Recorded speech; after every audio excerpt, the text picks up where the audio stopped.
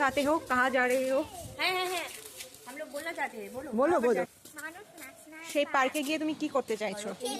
Elephant আর dinosaur দেখবো তার তার পিঠে উঠতে চাইছো কি? এলিফ্যান্টের। ওকে, তুমি কি করতে চাইছো? তোমার না কি অনেক কমপ্লেন, আমি তোমাকে ভিডিওতে নিই না। হাই, कुछ बोलना चाहते हो? আমরা এখন যাচ্ছি মানস ন্যাশনাল পার্কে এনজয় করতে। একদিনের ট্যুর আমাদের। বলো বলো। না আর বলবো না, ব্রেক হয়ে গেছে। তোমরা তো শুনতেই পেলে আমাদের একদিনেরই ট্যুর ছিল ওই আলিপুরদুয়ার টু আসামের মানস ন্যাশনাল পার্ক।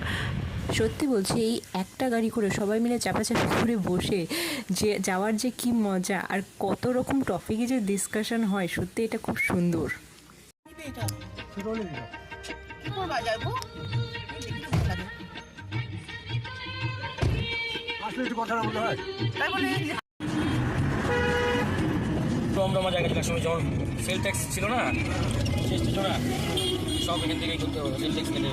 এটা শ্রীরামপুর, তাই তো?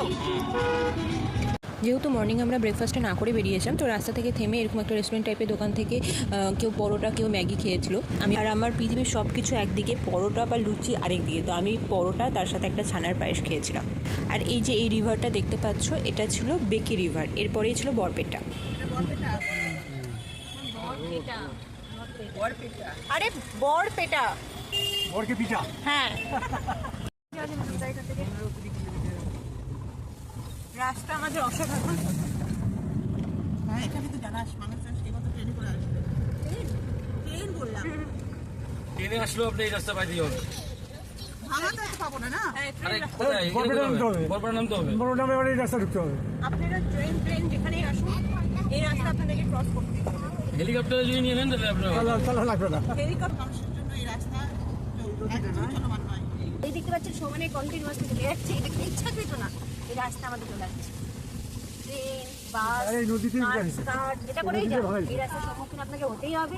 সেই জন্য একমাত্র উপায় যদি প্রাইভেট হেলিকপ্টার কিনতে পারেন সেটা করে যাবেন।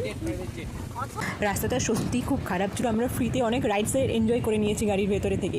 আর বরপেটা থেকে কিছুটা এগোতে হাতের লেফট সাইডে ছিল মানস ন্যাশনাল পার্কে যাওয়ার রাস্তাটা। ওই বরপেটার ওই রাস্তাটুকু ছাড়া বাকি সমস্ত রাস্তা ঠিকঠাকই ছিল। আর এখান থেকে না সাফারির জন্য টিকিট বুক করতে হয়। পাশে একটা ছোটো রেস্টুরেন্ট টাইপের ছিল, ওখান থেকে আমরা আমাদের লাঞ্চ কমপ্লিট করেছি। আর টেস্ট মোটামুটি ঠিকঠাকই ছিল, তবে ওয়েস্ট বেঙ্গল রান্না আর আসামের রান্নার মধ্যে ডিফারেন্স থাকবেই। আমরা মোটামুটি 2:30 দিকে ওখান থেকে রওনা দিয়েছিলাম জঙ্গলের জন্য। তো আমরা ভেবেছিলাম এই টাইমে গিয়ে কী আর দেখবো, একটু পরে তো অন্ধকারই হয়ে যাবে, কিছুই দেখতে হবে না, শুধু ওই সাফারি করে যাতায়াতটাই হবে। ঠিক আছে চলো, এরকম একটা মেন্টালিটি নিয়ে যাচ্ছে। কিন্তু বিশ্বাস করে যা যা দেখে নিয়েছি ওটা অন্য কোনো ভিডিওতে শেয়ার করবো। এটা ছিল মানস ন্যাশনাল ফরেস্টের মেন গেট। এখান থেকে চেকিং হচ্ছিল, ভেতরে কিছুই অ্যালাউ নেই। আমার বোনের হাতে ছোট্ট একটা লজেন্স ছিল, বাট ওটাও অ্যালাউ করেনি।